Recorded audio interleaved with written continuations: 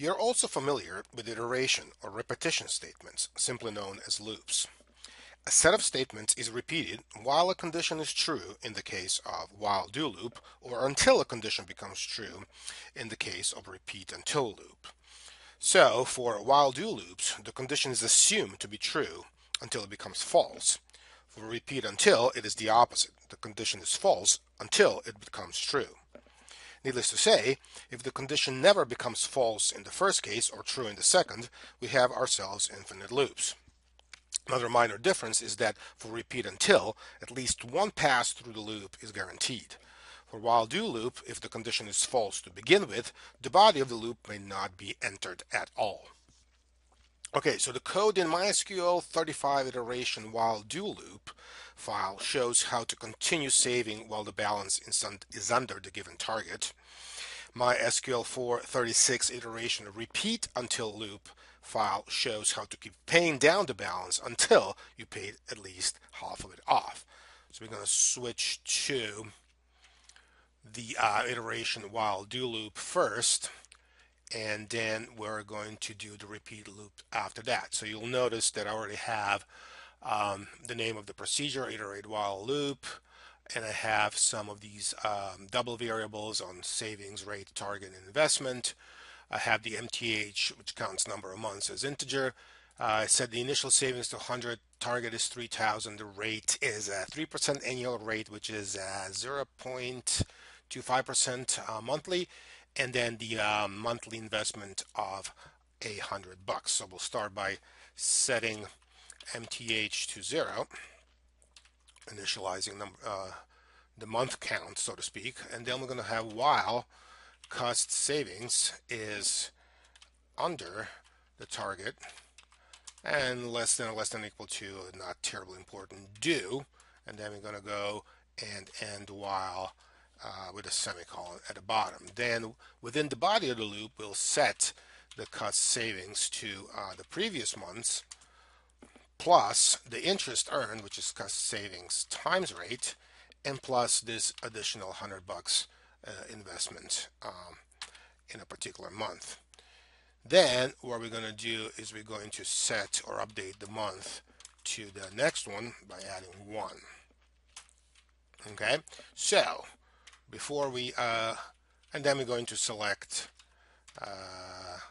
month to see, how long did it take to accumulate those savings. Now before we copy paste and run this in Toad, let's just review the loop briefly, right? The key piece is to have the condition true, and then at some point it needs to become false, so the loop terminates, right? So it clearly is true because 100 is less than 3,000, right? So now the question is, the key line is this one, right?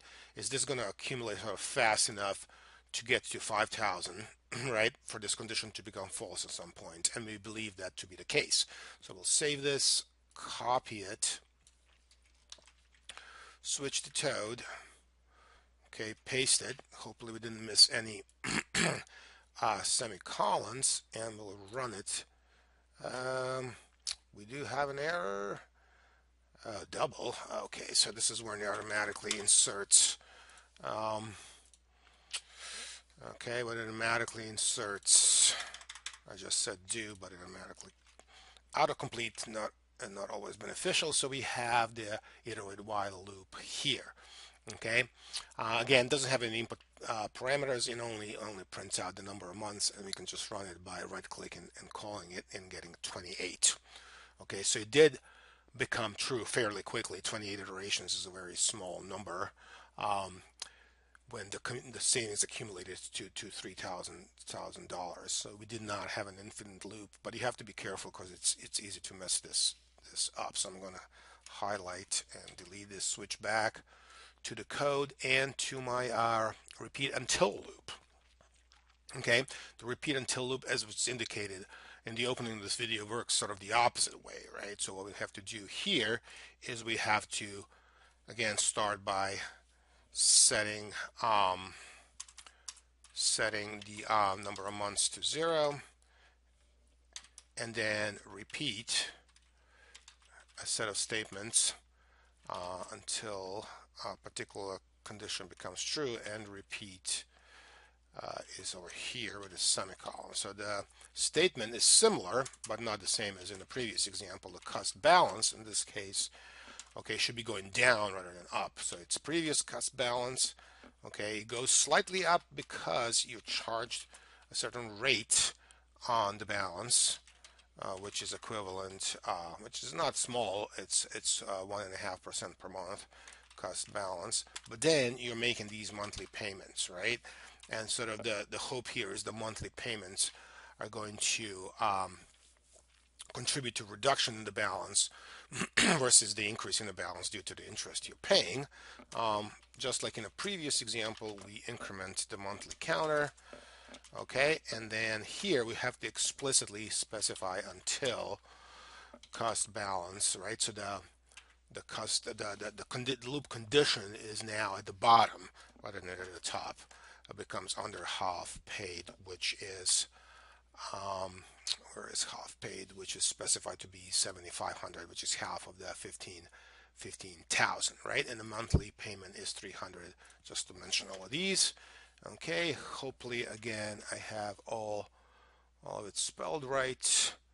Okay, we're gonna copy it, go to Toad, paste it, run it. Unknown MTH. Okay, so we do not have MTH. Oh, wait.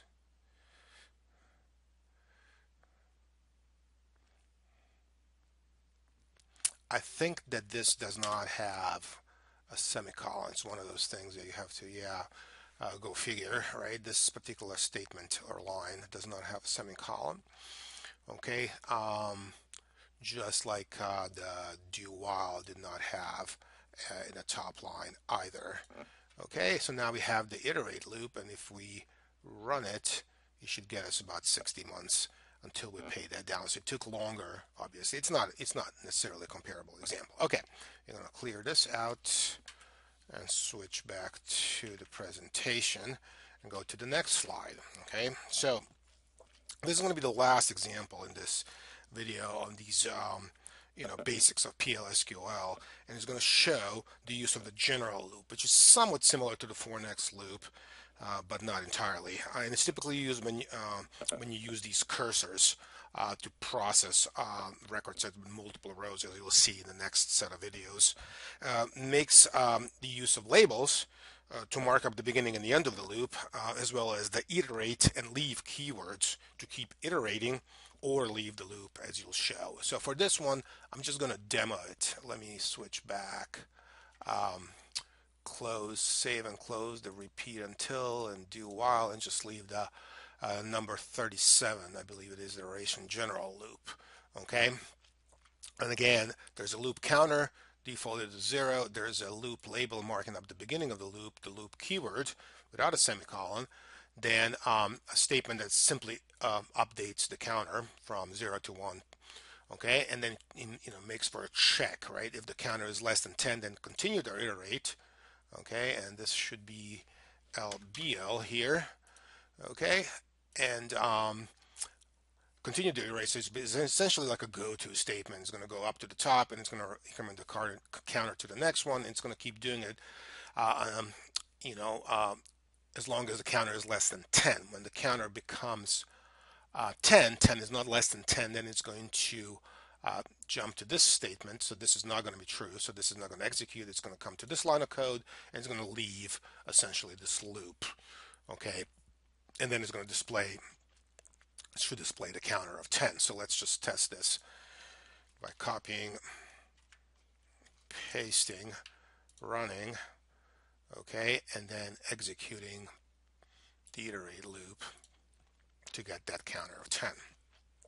Okay, I'm going to clear this, switch back to the presentation, and this is again a good place to pause.